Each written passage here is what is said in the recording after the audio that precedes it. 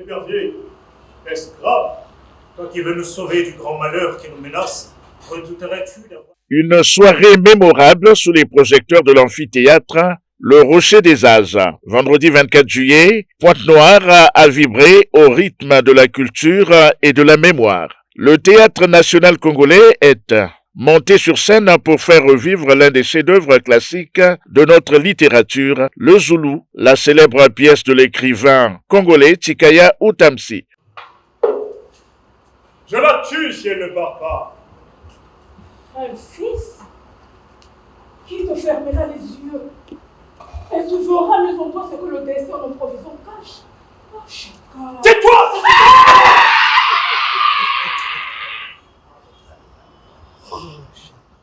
Cet événement culturel d'envergure est une initiative de la structure Le Virtuel Art et Communication, portée par le duo Anissé Barros et Pierre-Félix Nkodia. C'est ce dernier qui a ouvert le bal avec le mot de circonstance, rappelant l'importance de redynamiser les planches nationales et de célébrer les génies de la plume congolaise devant un public pontenogrin conquis d'avance. Le théâtre est un espace de mémoire, de réflexion, de dialogue et de partage.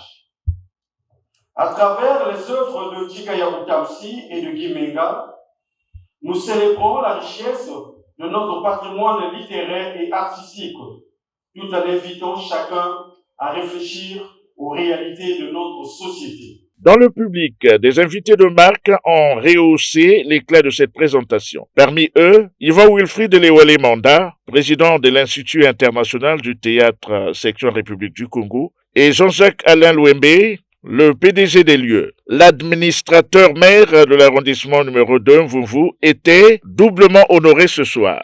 En tant que marin de l'événement, mais aussi en sa qualité de nièce biologique de l'illustre Tshikaya Outamsi. L'émotion était palpable. C'était assez difficile pour moi de suivre cette pièce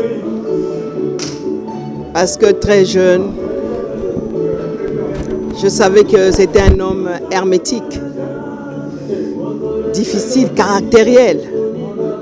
Lorsqu'il faisait l'ébauche de ce document, j'étais encore en Europe. Mais malheureusement, il a fait l'ébauche, mais il n'a pas eu le temps de voir cette scène se jouer. Et vous ne pouvez imaginer qu'est-ce que je peux ressentir en ce net moment.